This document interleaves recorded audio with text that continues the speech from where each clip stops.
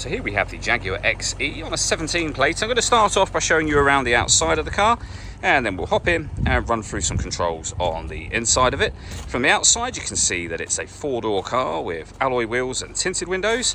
We're going to start off inside the boot area first of all. As we approach the back of the car you can see we have reversing sensors. Plenty of boot space available to us as well. Okay, so we're just going to work our way back around to the front of the car. And as I mentioned, just hop in and run through a few of the controls on the inside of it from there. Just briefly before we climb in, I think it's well worth seeing the interior from this exterior point of view. There's plenty to run through on the dashboard, so let's hop in and we'll do that right now. Okay, now that we're inside the car, we're going to start with the dials. On the left-hand side, first of all, we have the speedometer. On the right-hand side, the rev counter. In the centre, you can see the fuel gauge and coolant temperature gauge. Also the total miles for this car, which are 51,123. In that section is also what gear the vehicle is in. It's an automatic, so of course we are in park at the moment. If we back out to the steering wheel, we have the minus and plus pedals so that you can change up and down a gear manually with this automatic gearbox. We have stereo and phone controls. We have cruise control and speed limiter. We've got a heated steering wheel on there as well. Over in the centre, you'll then find the main touchscreen, which as you can see includes satellite navigation.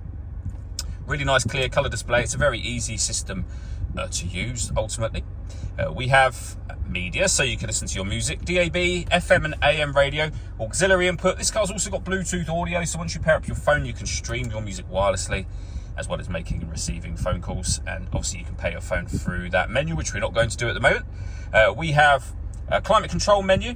We've also got a heated seat menu, so you can see here we have 3 different heat settings for the passenger and driver seat. On top of all of that, we've got a full colour reversing camera with guidelines that show you what direction the car is headed in relation to the image being shown on the screen. Below that, we have dual zone climate control. You can adjust the driver temperature, the passenger temperature. You can increase and decrease the fan speed. You can determine what direction you'd like the air to be distributed in from here or the screen. Same with the seats, here or the screen. The air conditioning's on at the minute. That's off, back on again, or hit auto. The car will now take control of the direction of the air and fan speed, which you can hear it doing, to maintain those temperatures. Any manual adjustment will override that straight away again for you. We have the start and stop button for the engine. We have the volume for the stereo. The dial, that is essentially the gear lever with reverse, neutral, drive and sport, and then all the way back to park. We have stop and start, which you can turn on and off from here. Traction control, and you can change the driving setup of the car. So for a kind of track mode, normal, eco, or ice and snow.